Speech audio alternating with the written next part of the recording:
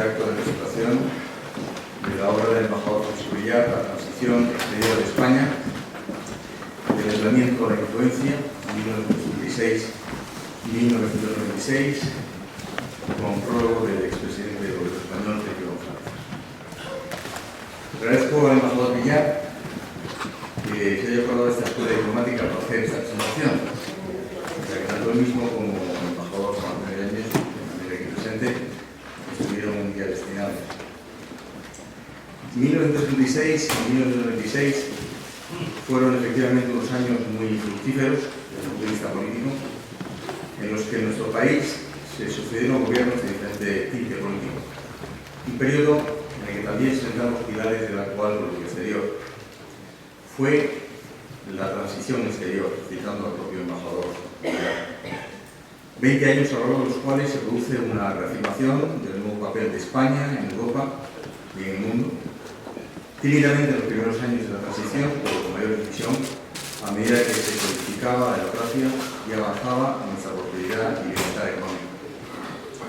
Sobre todo a partir del ingreso de España a la Unión Europea en 1986, el periodo que el embajador Villar denomina etapa González Fernández Ordóñez, momento a partir del cual nuestro país comienza una nueva andadura, asumiendo unas responsabilidades internacionales con renovada confianza y seguridad en sí misma, como nunca antes, por lo menos en los últimos 2 siglos, lo había hecho.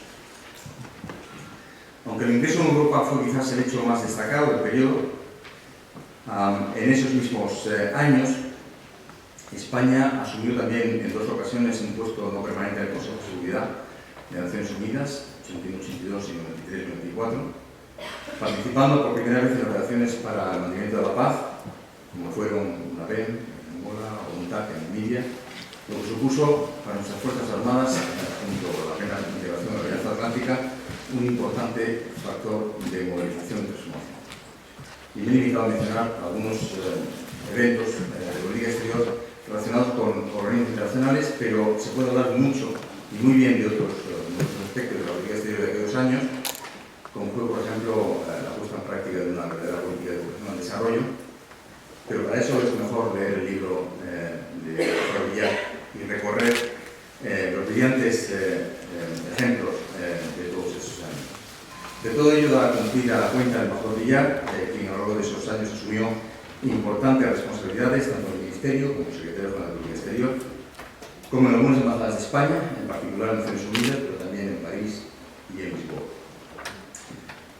Otro testigo y también artífice excepcional de la política exterior de aquellos años fue el embajador Juan Antonio Yáñez, a quien agradezco también que nos acompañe activamente hoy en esta presentación. Primero como jefe del Departamento Internacional de Presidencia del Gobierno, donde llevó a cabo una discreta pero sólida, rigurosa y duradera labor como principal asesor internacional de un muy activo e influyente presidente del Gobierno. Pero luego también como embajador de Naciones Unidas, especialmente en un periodo de miembro no permanente del Consejo de Seguridad. Vamos a desarrollar este acto con un formato similar al que utilizamos con ocasión de la presentación del libro hace unas semanas de Javier Pérez, donde envió sin ello buen compañero suyo y amigo de promoción. Asumo también como el embajador Yáñez soy un papel de protagonista, con lo cual también haremos una especie de charla, un coloquio para hacer un poco más amena la presentación.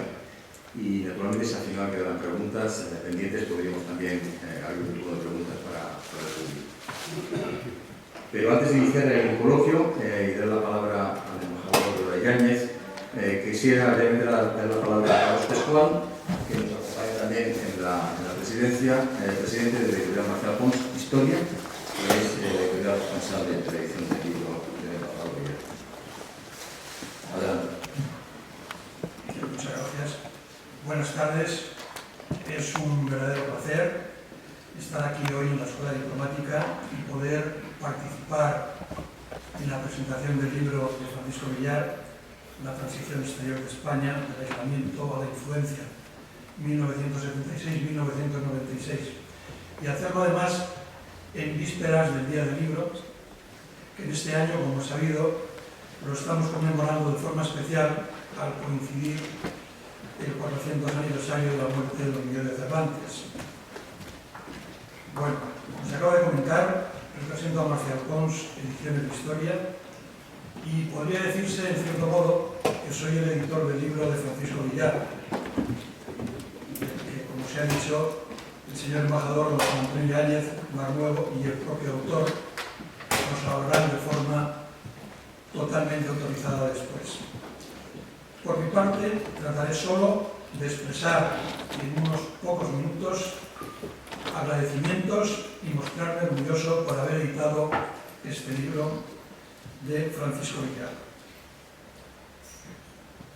Dice John Maynard Keynes que la edición es un negocio de azar que se mantiene vivo gracias a esporádicos golpes de suerte.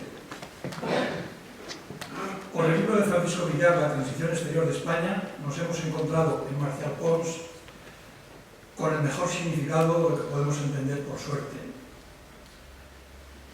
He sabido que en general los editores recibimos infinidad de publicaciones, de propuestas, con originales que pretenden que después editemos como libros. Puede ocurrir que en muchas ocasiones estos originales se acumulen durante algún tiempo hasta que los consejeros de la editorial dictaminan su interés o su oportunidad para ser publicados. Creo que el libro de Paco Villar no llegó a vivir ese largo proceso selectivo porque inmediatamente llamó la atención del Consejo Editorial. Yo no conocía a Paco Villar, pero sí sabía de su existencia y de sus altas responsabilidades, especialmente a través de diferentes conversaciones que he mantenido con su cuñado, mi querido amigo, el profesor Elías Díaz. Soy amigo de Elías desde hace muchos años, probablemente desde cuando él preparaba sus oposiciones a cátedra de Filosofía del Derecho.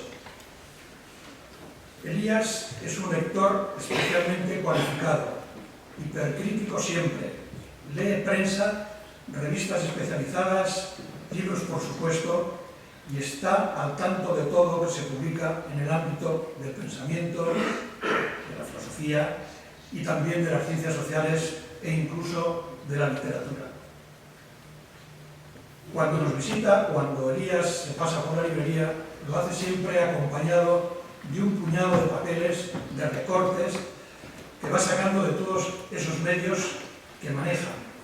Compra mucho, pero lo hace siempre después de haber combinado todos los criterios posibles que le pueden garantizar la calidad del libro. Hace un año aproximadamente me llamó y me dijo que había leído el original escrito por Paco Villar, y que le había encantado, que a su juicio reunía las características de los libros que él considera importantes: rigor y concisión.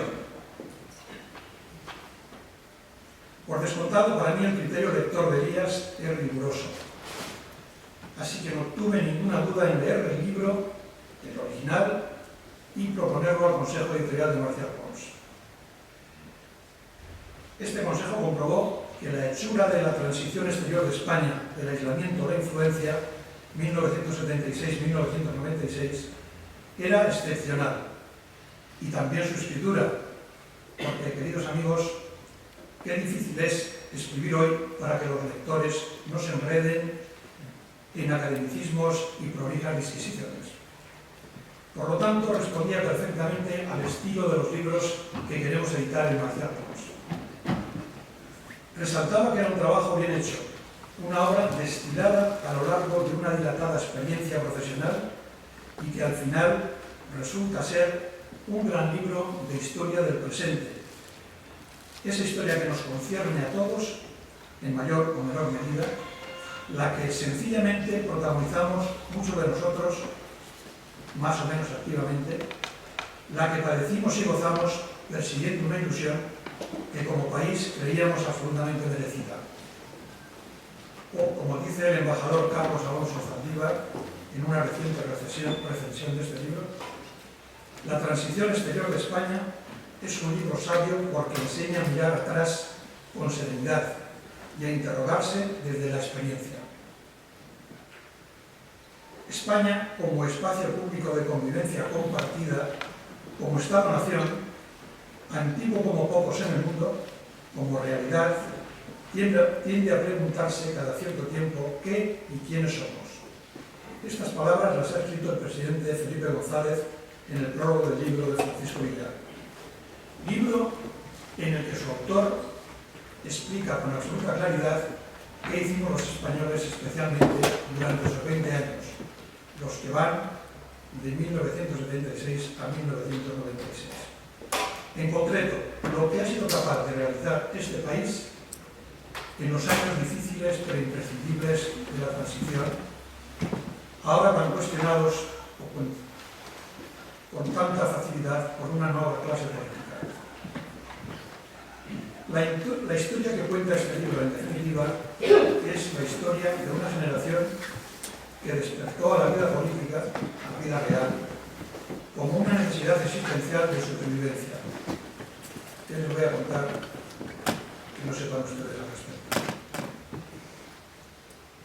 Una de las funciones más gratificantes y más trascendentales que tenemos los editores es la de establecer una relación adecuada con los autores. Porque creo que de nada sirve o nada nos aprovechan las actividades o las profesiones en las que nos desempeñamos si no son capaces de acercarnos a los demás. En el caso que nos ocupa, la relación con Paco Villar ha sido excepcional. Nos ha permitido descubrir su extraordinaria calidad humana y, por descontado, un altísimo grado de compromiso con su profesión de servidor público, sin que por ello aflorase en él la más mínima jactancia. Durante todo el proceso de producción del libro, Paco Villar se ha manifestado como un autor ejemplar. Podía ser persistente en planteamientos de determinadas cuestiones, pero se ha mostrado siempre un cumplidor riguroso y puntualísimo de todas las pautas que le fueron marcadas desde nuestro departamento de producción. Esta es la primera razón que tengo como responsable de la editorial para darle las gracias. Después, naturalmente, quiero agradecerle la confianza depositada en Marcial Pons y, sobre todo, felicitarle por el libro tan espléndido y oportuno que nos ha ofrecido y sobre el que los medios de comunicación están transmitiendo la mejor recepción. Por eso les decía al principio que con el libro de Paco Villar nos hemos encontrado en Marcial Pons con el mejor significado de lo que podemos entender por suerte. Voy terminando, pero no quisiera olvidarme de ninguna manera del honor que supone para esta editorial, para nuestra editorial, tener la oportunidad de presentar este libro precisamente aquí, en la Escuela Diplomática, a cuyo director, el señor embajador don Enrique Higuera, quiero expresarle mi más profundo agradecimiento. Finalmente, ahora sí que creo que no debo decir nada más, salvo agradecer a todos ustedes que nos hayan acompañado esta tarde en la presentación, en este acto, y recomendarles respetuosamente que compren el libro, que lo lean y que lo disfruten. Esta sería la mejor forma de cerrar ese ciclo de suerte que como editores nos propone el señor Peñas. Nada más, muchas gracias.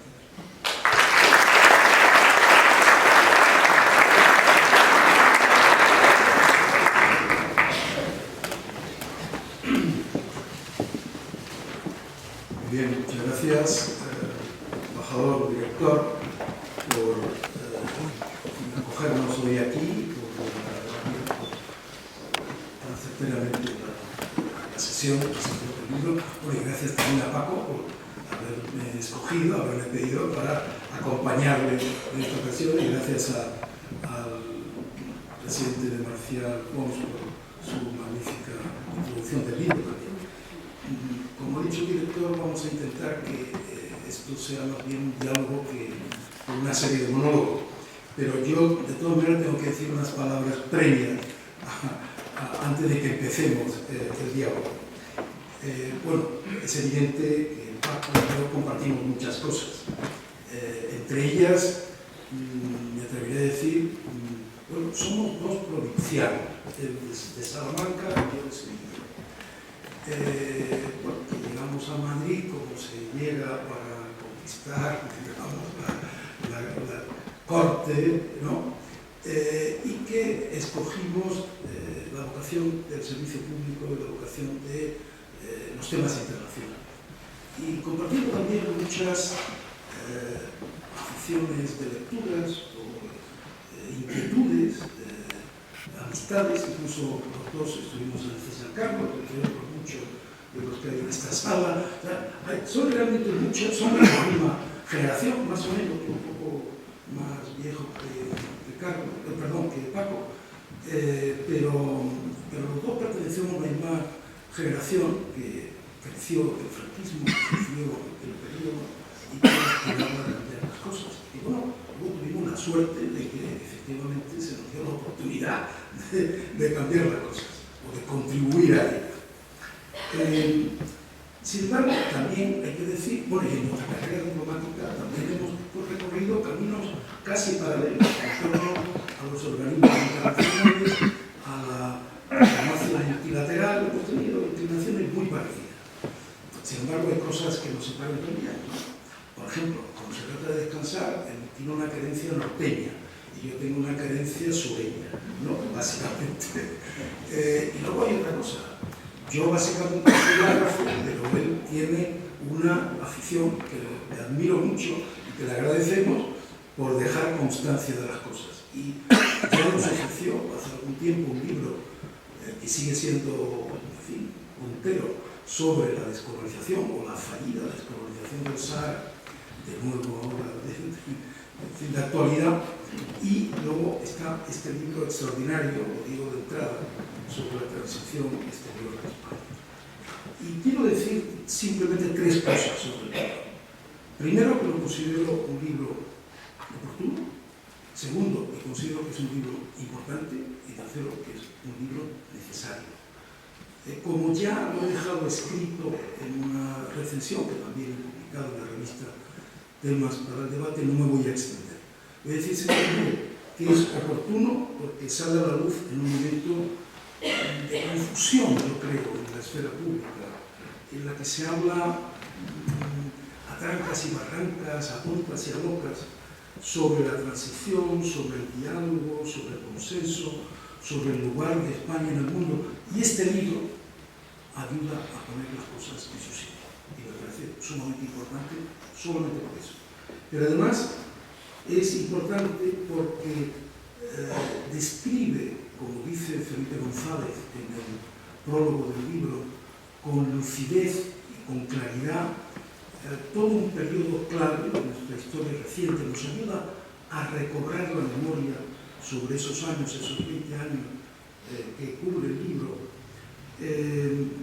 La transición yo creo que no necesita ser defendida, yo creo que necesita ser recobrada. Y este libro lo que hace es recobrar ese periodo. Y finalmente es necesario porque al hilo de todas las cosas que va contando, ese relato de todo ese periodo, un relato que va acompañado, por supuesto, de análisis y de interpretación de todo ello, va surgiendo toda una serie de indicaciones, de reflexiones, que yo creo que siguen siendo muy útiles en el momento actual, sobre cómo un país puede en su seno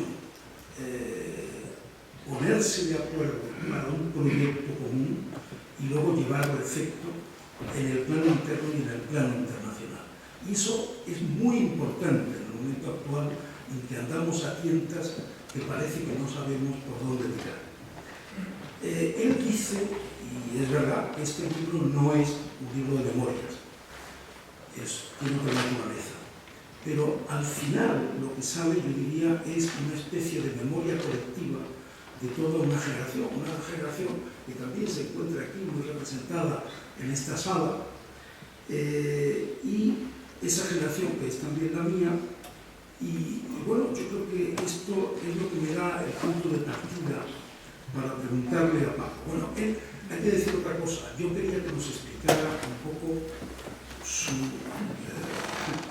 origen intelectual y humano, pero él no ha querido ponerse por delante, él quiere poner el libro por delante. Por tanto, yo espero de todas maneras que a lo largo del diálogo salgan más cosas de su vida, de sus experiencias, de sus vivencias, porque en el libro hay también mucho de ello, yo creo. El libro es claramente el fruto de las experiencias, las reflexiones y las lecturas de muchos años. Aunque lo ha escrito, me parece a mí, recientemente, muy precipitado de todo ello. Entonces, empecemos por ahí. ¿Qué es lo que te empujó a escribir este libro? ¿Cómo has llegado a esa construcción? ¿Y cómo resumirías su mensaje principal?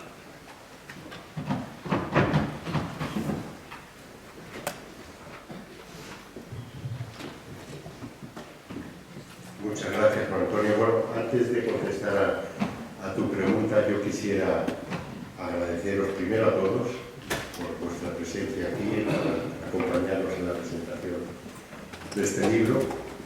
Agradecer de manera muy especial al embajador director de la escuela, mi amigo Enrique Vera,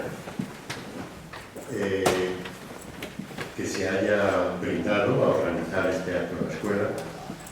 Yo creo que por la naturaleza y las características de este libro y el tema que trata, la evolución de la política exterior española durante 20 años, que a mi juicio, espero que quede bien reflejado en el libro, fueron cruciales en este dominio de nuestra política exterior, pues no podía haber una sede mejor para presentar este libro que en la Escuela Diplomática. Un centro donde se selecciona y se forman los funcionarios, los jóvenes funcionarios que después van algunos de ellos a contribuir a la definición de esa política exterior y todos ellos de una u otra manera a su ejecución. Pero es que además para mí es un motivo de especial satisfacción por mi vinculación en el pasado con esta escuela. Primero como alumno, allá por el Pleistoceno superior, y después como jefe de estudios durante tres cursos. Como alumno yo guardo un buen recuerdo de la escuela, lo cual quizá no es demasiado habitual.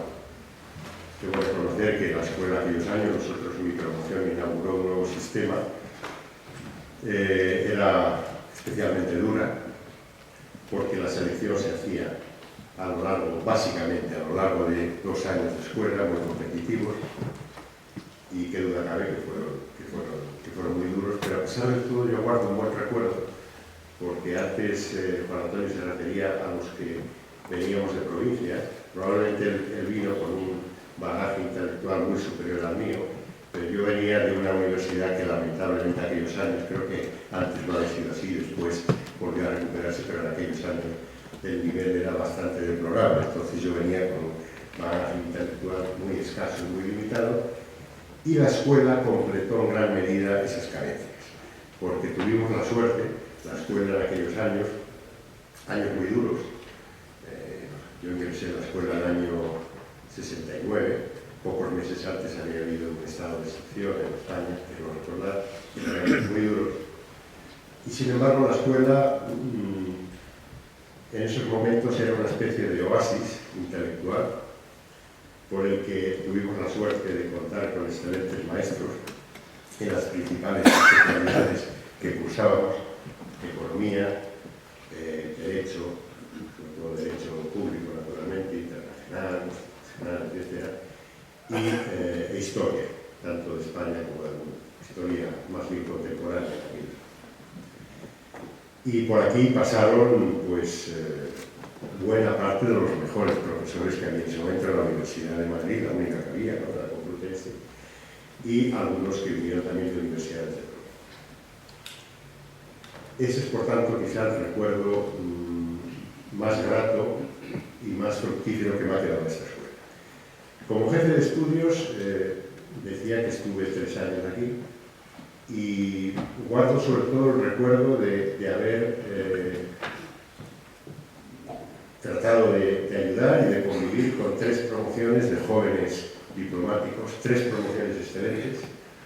Uno de los pertenecientes a esas promociones es el actual embajador director de la escuela, Enrique Vilera, y promociones en las que algunos de sus integrantes después tuve la suerte de que fueran estrechos colaboradores míos durante muchos años. Alguno también se encuentra aquí en la sala. Quería también agradecer de manera muy especial a Carlos Pascual, presidente de Marcial Post Historia, al Consejo Editorial y a su equipo. Primero por la acogida que Carlos prestó desde el primer momento a mi proyecto de libro, por su interés y amabilidad a lo largo de todo el proceso de producción y en definitiva también porque han conseguido hacer que el libro además esté muy bien editado y sea muy bonito. Yo creo que también hay que incorporar en mis agradecimientos al diseñador de la cubierta. No voy a mencionar a una serie de personas que me animaron, me alentaron a escribir este libro y luego después me ayudaron de una o de otra manera a lo largo de su elaboración y de su escritura, porque ya los menciono en la introducción del propio libro. Mencionaré, eso sí, otra vez al presidente Felipe González por su generosidad al hacer un magnífico y generoso prólogo. Y, cómo no, last but not least, como dirían los anglosajones, quiero agradecer también de manera muy especial a Antonio Yáñez porque haya aceptado presentar el libro. Juan Antonio, lo ha dicho, es un viejo amigo, ante todo. Es un amigo desde hace cerca de 50 años, muy viejo somos, Juan Antonio. Y un magnífico compañero a lo largo de nuestras respectivas trayectorias en este oficio de la diplomacia. Y además, quiero subrayarlo, y esta es una de las razones también por las que yo opté por Juan Antonio. Ya se ha dicho cuál es su trayectoria, aparte de su trayectoria, durante 8 años fue el principal consejero diplomático de Moncloa del presidente González, luego ha sido 2 veces embajador en Naciones Unidas, entre otras muchas responsabilidades. La primera de ellas, por cierto, me sucedió a mí mismo.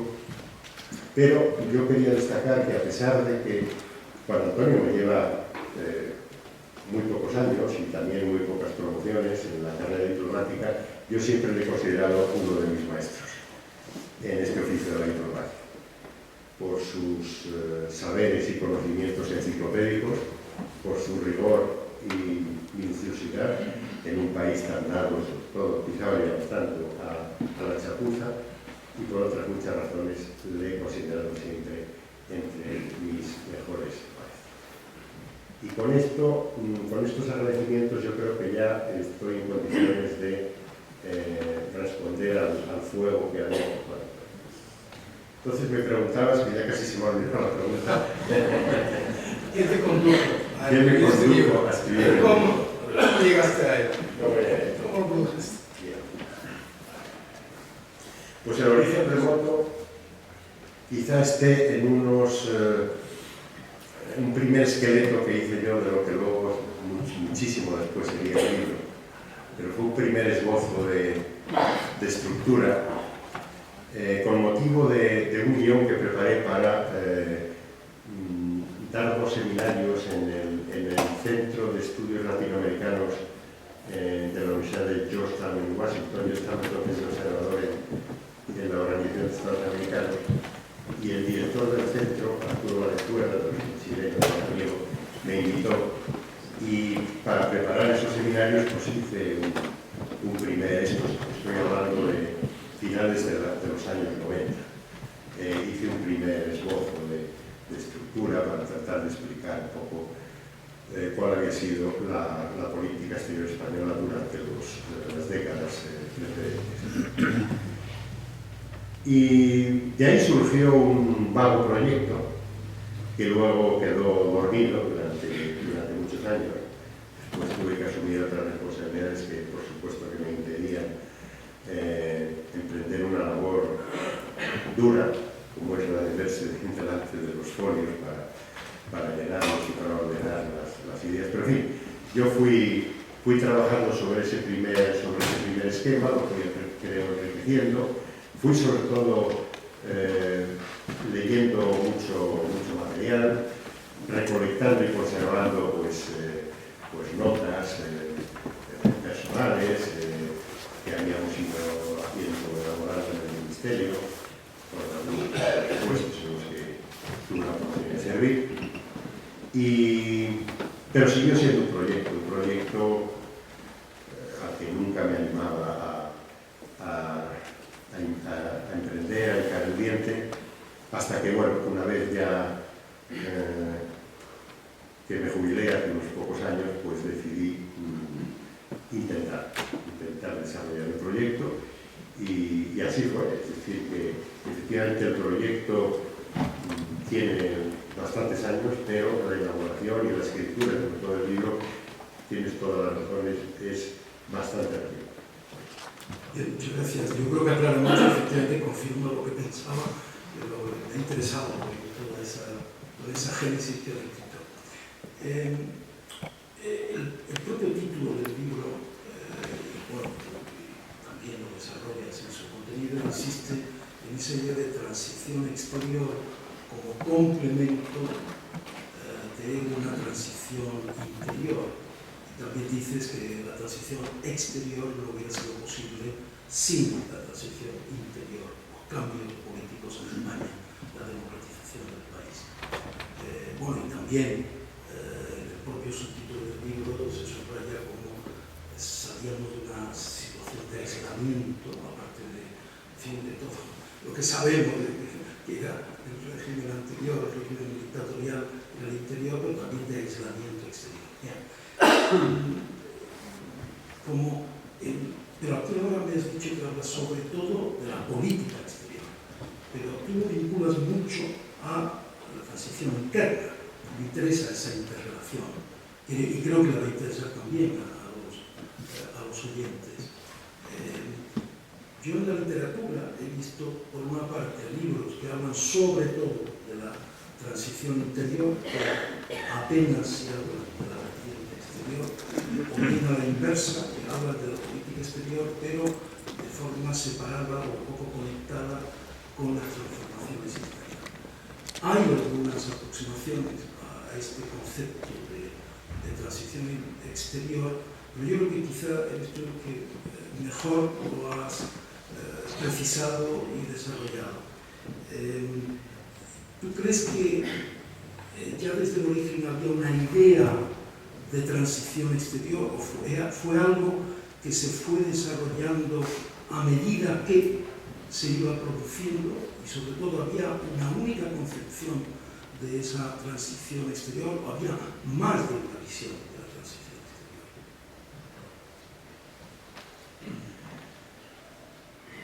Yo creo que las dos cosas, es decir, había desde el principio una idea, pero luego se fue desarrollando. Y esa idea, pues naturalmente podía, y de hecho se desarrolló según las diferentes etapas, fue modulando a lo largo de las diferentes etapas.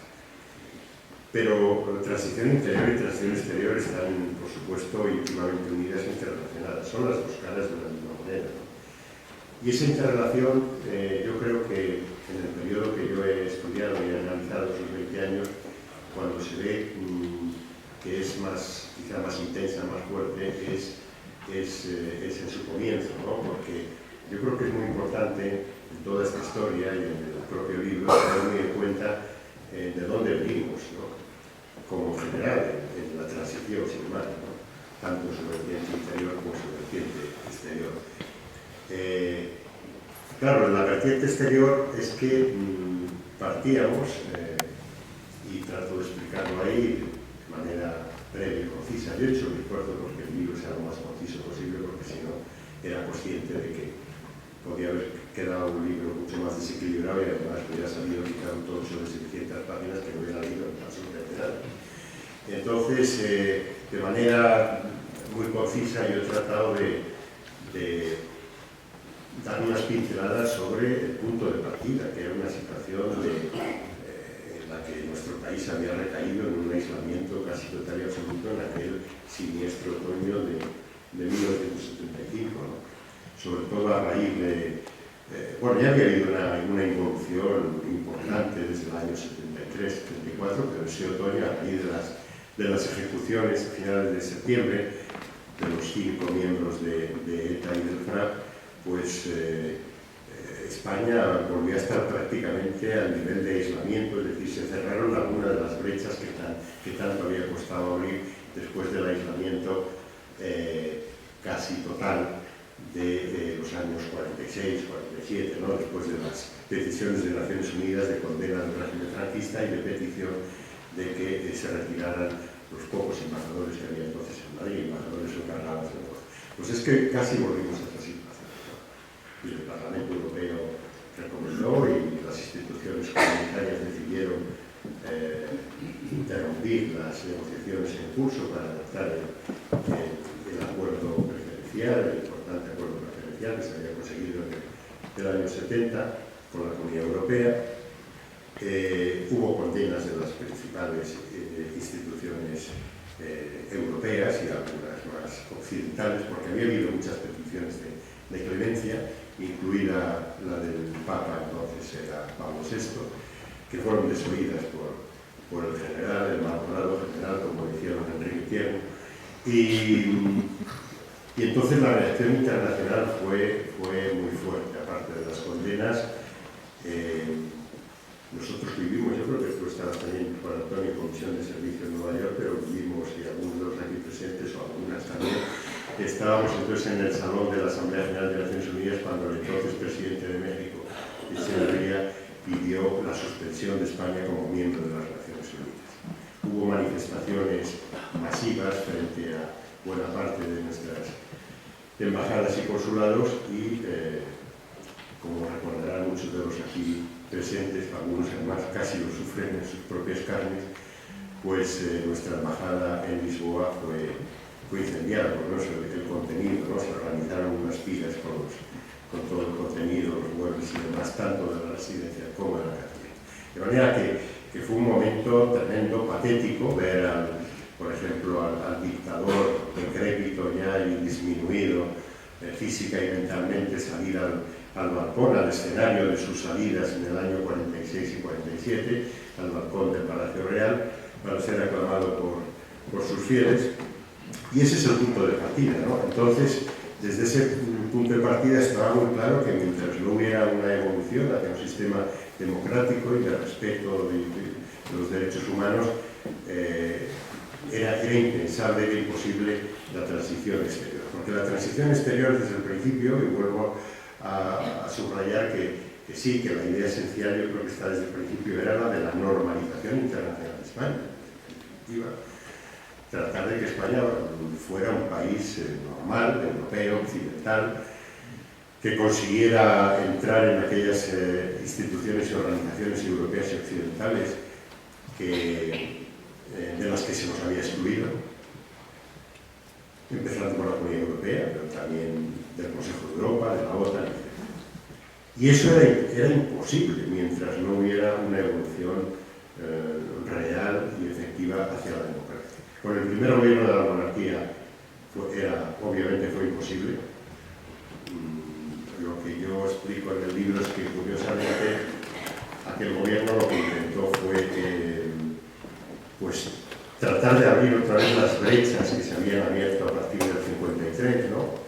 Mediante la renegociación del acuerdo bilateral con Estados Unidos.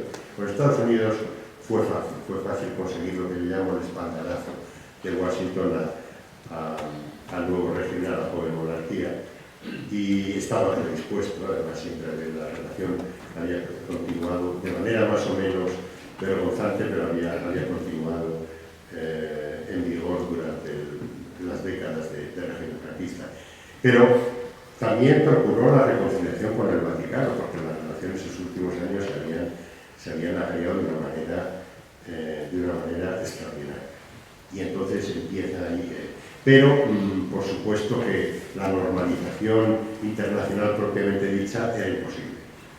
Fue posible cuando realmente empieza la transición interior, es decir, empezó la vía hacia la normalización internacional, como la transición interior empieza con el primer gobierno de Adolfo Suárez, el segundo semestre de 1976.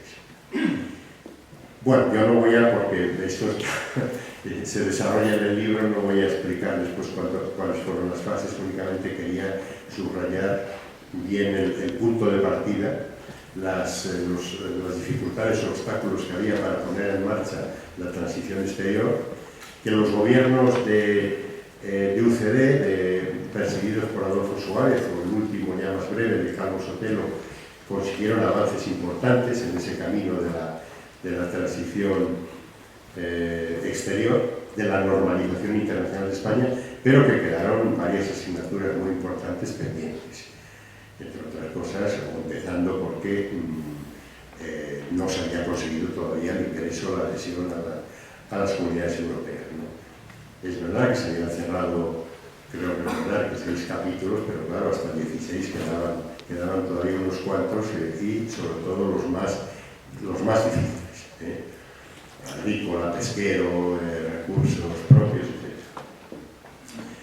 Entonces ya es con los gobiernos de Felipe González, con el primer gobierno, cuando realmente viene a concluir la normalización internacional, porque se consigue sobre todo el gran logro, el gran objetivo estratégico que era la adhesión a las comunidades europeas, pero luego además se aprueban algunas asignaturas pendientes, por ejemplo el establecimiento de relaciones con Israel. Los gobiernos de UCD no se habían atrevido a dar ese paso, y eso era importante. Bueno, tampoco todavía se había establecido relaciones con Albania, pero políticamente eso era insignificante por la Unión Soviética. Pero con Israel era importante, porque sin relaciones diplomáticas con Israel era impensable que España pudiera desempeñar un papel activo en Oriente Medio, como luego desempeñó. Es decir, que el establecimiento y la buena relación que se estableció desde el principio con Israel, a pesar de todos los pesares derivados de determinadas políticas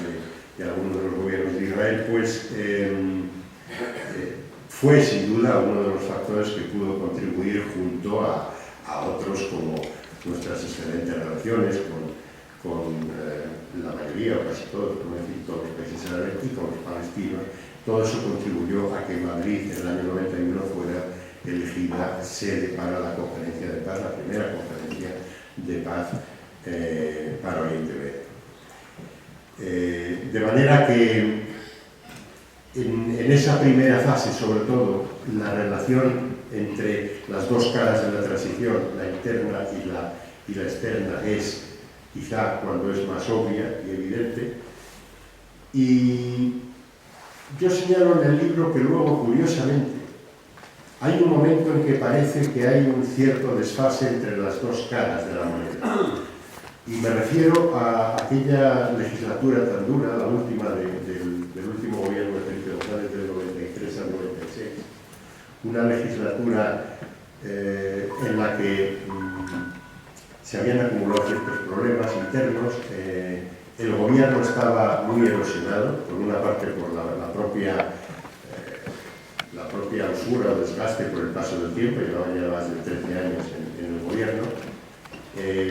La proliferación de escándalos, muchos de ellos no imputables al gobierno, pero otros sí, por acción o por omisión más bien. Y el hecho es que el gobierno en esos momentos estaba muy acosado. Es la legislatura del váyase señor González. No tenía ya mayoría absoluta, es decir, que dependía del apoyo de Jordi Pujol y Convergencia y Unión. Pero curiosamente, a pesar de las dificultades y de estar ante un gobierno acosado y con muchos problemas internos, para mí fueron los años en los que quizá hubo y esa es la paradoja y quizá en la contradicción, hubo una proyección más intensa y más amplia de la política exterior española y de la acción, de la influencia de España. Son quizá los años en los que, bueno, esto puede ser subjetivo, por supuesto, pero para mí quizá fueron los años de una mayor influencia y peso internacional de España. Debido también a que se aprovecharon determinadas oportunidades, algunas de las cuales quizá a partir de ahí fueron irreversibles. Sí, me imagino que está aludiendo a cosas como la presidencia rotatoria de España en la Comunidad Europea en 1995, bueno, que fue la segunda, ya había otra en el año 89 también, y bueno, supongo que aludes también a cosas que se hicieron entonces con la conferencia de la Euro-Mediterránea de Barcelona. Lo que pasa es que hemos anticipado un poco, hemos adelantado un poco, quizá más de la cuenta. Yo estaba todavía en la fase más inicial y te iba a preguntar por una cosa, que es el diálogo y el consenso. Se ha subrayado mucho durante esa primera fase del UCD y luego también con el PSOE, con las fuerzas políticas, el diálogo y el consenso que presidieron la primera fase de la transición, sobre todo, por ejemplo, dar la primera fase en el plano interno de cambio, etcétera, y de elaboración de la Constitución. Hay un hecho muy poco conocido que pone de relieve la interacción entre lo interno y lo externo, que es la forma como España ingresó en el Consejo de Europa, que me tocó también vivirlo bastante de cerca, que fue el documento que yo veo muy poco citado por los historiadores, el documento que firmaron todos los jefes de los grupos políticos parlamentarios para someter al Consejo de Europa, justo después de las primeras elecciones democráticas del otoño del 77, en el que se comprometían todos ellos a elaborar una constitución que garantizara los derechos humanos, libertades fundamentales, consagrados por el Consejo de Europa, etc. Es lo que se denominó la entrada en el Consejo de Europa por palabra de honor. Entonces, ahí veo, es un ejemplo concreto de la interacción entre lo interno y lo externo, cómo lo interno, los cambios en el interior iban facilitando la apertura de los avances en el exterior, pero a su vez la perspectiva europea o de otros ámbitos también a su vez impulsaba, llevaba a los cambios en el interior. Es esto a lo que me refería con la interacción. Ahora, la pregunta es, ese diálogo y ese consenso evidentemente no se dio de forma igual todo el tiempo durante el periodo. En particular, bueno, hubo, si había unidad o unanimidad en cuanto al objetivo de ingresar en lo que entonces se conocía como las comunidades europeas, podía haber matices en cuanto al ritmo, en cuanto a la defensa de determinados intereses, pero no había disensión en cuanto al objetivo.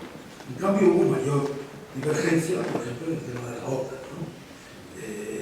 Entonces, si pudieras un poco explayarte en lo que supuso de divergencia, en lo que supuso de confrontación y luego, al final, de superación, porque visto con la perspectiva del tiempo, pues hubo en realidad quizá mayor continuidad que cambio en la realidad. Pero en fin, puedes explayarte sobre ello. Bueno, efectivamente, la transición exterior, como decía, y vuelvo a subrayarlo, dependía fundamentalmente de la transición interna, ¿no? Cuando la transición interna se pone de verdad en marcha, eso posibilita también el lanzamiento de la transición exterior con ese objetivo básico que es el de conseguir la normalización internacional. Y durante ese proceso y durante los primeros años de la transición, digamos que durante toda la etapa del primer gobierno de Adolfo Suárez y luego de los gobiernos de UCD, presididos por él mismo y por Carlos Sotelo, yo creo que es indudable que hubo toda una serie de consensos básicos en relación con ese objetivo general y con los objetivos más concretos de la normalización internacional de España. Y esos consensos fueron básicos, con una excepción, por supuesto, a la que tú has aludido y sobre la que luego mencionaré. Esos consensos básicos fueron muy importantes para ir avanzando en esa normalización internacional. Tú has aludido al Consejo de Europa y fue importantísimo. Y, por ejemplo, el que era entonces ministro, yo creo que fue además, quizá no lo más importante de sus años como ministro de Asuntos Exteriores, que hubo más, porque fue un ministro sin duda muy activo, Marcelino Oreja, en sus memorias lo reconoce palmariamente, ¿no? Que ese ingreso de España en el Consejo de Europa, un año antes de que se adoptara la Constitución española del 78, se hizo bajo palabra de honor, que era más el título de un libro interesante del que era entonces tu jefe en Estrasburgo, Mesías, ¿no? Bajo palabra de honor, porque efectivamente fue bajo palabra de honor, bajo la palabra de honor de los cabezas de fila de los principales grupos políticos españoles, ¿no?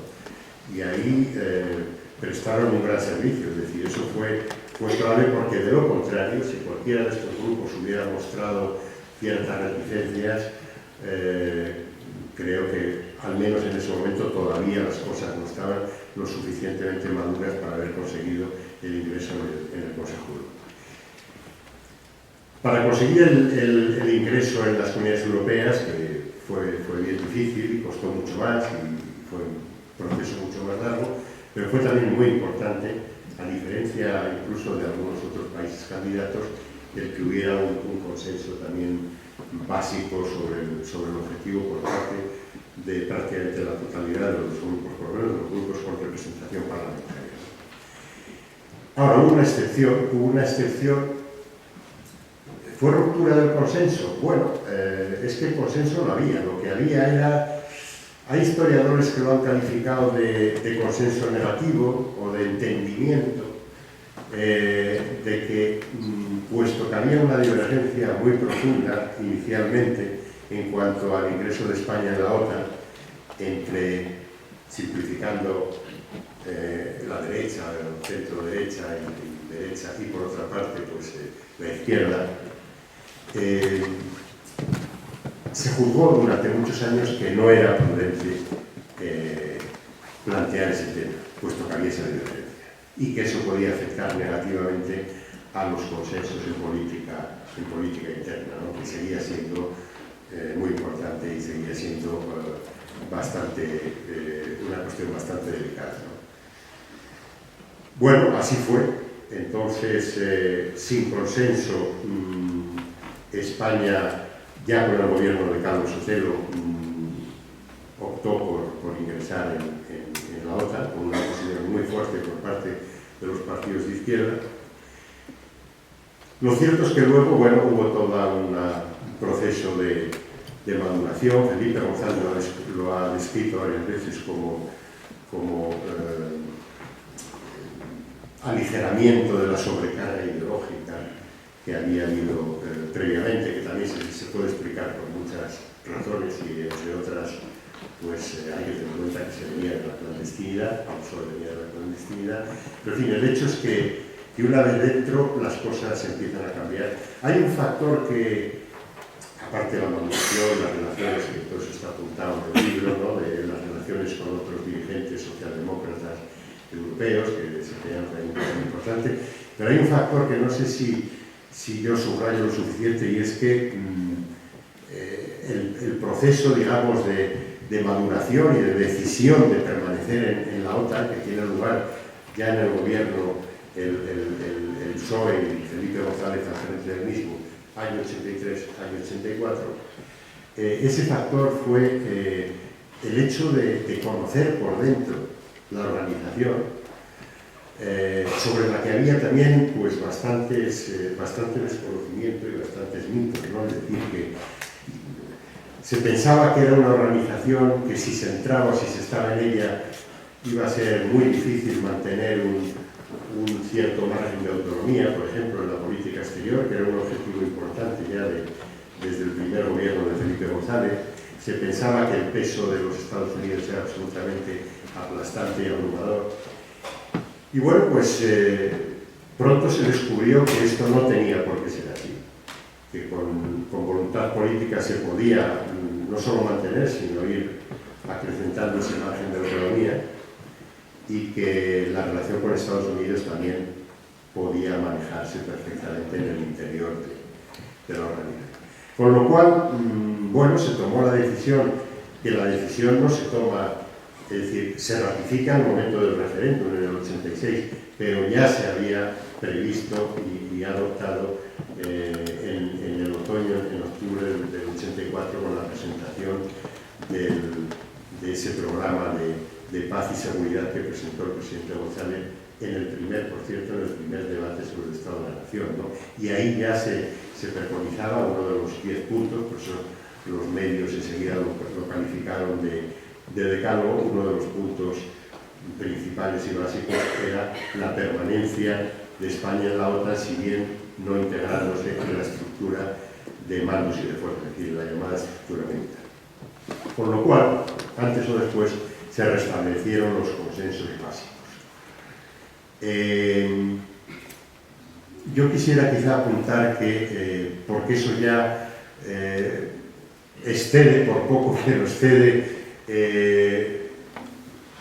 el periodo histórico que yo he tratado en el libro, pero sí y además, bueno, no creo que ahí no he sido tan comedido como en otras partes del libro. En el epílogo, en cambio, trato de señalar cómo a partir del 96, con el primer gobierno del PP y de Aznar, es cuando realmente hay una ruptura de los consensos básicos en política exterior.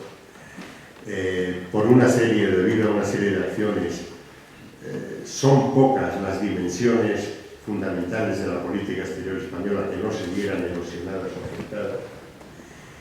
Y bueno, luego eso, cuando se pierden posiciones y se pierde influencia en el escenario internacional, es fácil perderlas, pero luego cuesta muchísimo recuperarlas. Y bueno, después hemos estado inmersos en esos intentos de recuperar esa influencia y ese papel que había desempeñado España, porque se habían erosionado y perdido muchas de las dimensiones de todo lo conseguido durante esos 20 años que yo trato de explicar en mi trabajo. Ha sido muy claro, y yo lo que pasa es que me estaría así durante 2 horas, pero yo creo que la escuela probablemente querrá que este diálogo no se alargue más de la cuenta, y ustedes también pueden empezar a estar un poco cansados. Sí, hay una copa esperando. Pero antes de terminar, yo querría hacerte una pregunta de carácter muy personal. Tú dedicas el libro a 2 personas. En memoria, dices, de Francisco Fernández Ordóñez y de Máximo Cajal, que fueron realmente maestros, no solamente tuyos, míos y de muchos otros que están aquí también. Entonces, yo querría ofrecerte la oportunidad de que dijeras, aparte, bueno, hay otros muchos que se mencionan en el libro, tanto presidentes del gobierno, ministros de Asuntos Exteriores, bueno, muchos diplomáticos que participaron en todo ello, pero vamos a centrarlo en esas 2 personas, puesto que están en el frontispicio y además no están entre nosotros, desgraciadamente. Adelante. Claro, efectivamente, yo decidí dedicar el libro a la memoria de estas 2 personas para mí excepcionales,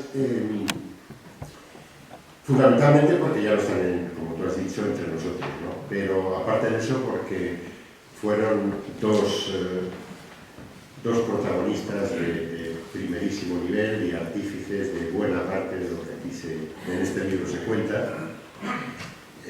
Paco Fernández Ordóñez fue un ministro excepcional. Yo tuve la suerte de trabajar con él, que me diera toda su confianza. Yo empecé a trabajar en el equipo de dirección del ministerio con el primer ministro de Asuntos Exteriores, y otro de mis maestros, de Felipe González, Fernando Morán, como director general de Organizaciones Internacionales, pero después Paco Fernández Ordóñez decidió, como otros compañeros y compañeras, mantenernos en el equipo de dirección, seguir trabajando con él, y luego, bueno, tuve el privilegio de que me propusiera, debo decir que muy joven, como embajador ante las Naciones Unidas el año 87, ¿no? Donde estuve 4 años. Ahí seguíamos en contacto, porque obviamente ahí siempre, como sabes tú mejor que yo, raro es el día que no pasan cosas. de cierta importancia para la política exterior de las relaciones internacionales y seguimos en contacto. Hablamos, además, he sabido que él era muy aficionado al teléfono y hablábamos mucho, sobre todo por teléfono. Tuvimos algunos temas candentes importantes, el Sáhara, la invasión de Estados Unidos de Panamá, etcétera, etcétera. Y la verdad es que yo siempre conseguí entenderme muy bien con él. Yo creo que todavía los que trabajamos con él le echamos de menos. Y después, pues, tuve el privilegio de que me llamara un buen día a Nueva York para ofrecerme el puesto de secretario general de Política Exterior, trabajar, por tanto, ya de manera muy directa a sus órdenes. Entonces no había un secretario de Estado para los asuntos políticos, y así fue hasta su fallecimiento, ¿no? Y luego continué trabajando, naturalmente, en la misma posición con otros dos ministros para mí excepcionales, que fueron Javier Solana y aunque brevemente, Carlos Castro. Y Máximo ha sido muchas cosas. Ha sido un compañero magnífico, ha sido un amigo entrañable durante muchos años, y ha sido también para mí otro de mis maestros, ¿no?, en este oficio de la diplomacia. Y como estas dos personas, para mí excepcionales, ya no están desgraciadamente entre nosotros, por eso no tuve ninguna duda. Es más, yo creo que su recuerdo de ambos me alentó también a dejar constancia por escrito de este relato. Me alegro mucho de que su inspiración te haya ascendido. No resisto la tentación de contar una anécdota que te afecta a ti y a mí, y al menos a uno de ellos. Cuando a ti te ofrece Fernández Ordóñez sustituir, me parece que a Perpiñán, el ser secretario general de Política Exterior, se le planteó inmediatamente con quién te sustituiría en Nueva York. Bueno, yo recibí una llamada, estaba entonces por Moncloa, lógicamente, recibí una llamada de Chencho Arias, que era el subsecretario. Dice: el ministro me ha encargado que le prepare una lista para posibles candidatos para Nueva York, pero yo, antes de hacer la lista, tengo que hablar contigo. ¿A ti te interesaría? Digo, sí, mucho. Yo llevaba entonces en Moncloa, esto era diciembre del 90, llevaba exactamente 8 años. Y era, bueno, un poco de tortura, una cosa agotadora. Yo ya había intentado 2 veces salir de alguna manera. Bueno, peligraba, en fin, me amenazaba esta señora que está sentada ahí en primera fila, un día sí y otro no. Tu hijo se está criando sin padre, en fin, esas cosas. Bueno, y me dije que sí, que me interesaría mucho. Espérate, tengo que hablar con mi. Entonces fui a hablar con González, me escuchó atentamente, callado como él frecuentemente hace. Me escuchó atentamente y me dijo: bueno, yo voy a dar una vuelta. Bien, yo esperé y luego me enteré que lo despachó con Fernández Ordóñez. Le dijo: Paco, ¿cómo se te ocurre desde el ministerio a quitarme gente de aquí de Moncloa? Entonces empezó a hacer explicaciones. Yo lo he sido, eso era muy típico de él también. Eso ha sido cosa de Chencho. Bueno, y inmediatamente le preguntó al presidente del gobierno: bueno, ¿y tú por qué crees que Juan Antonio se querría ir a Nueva York?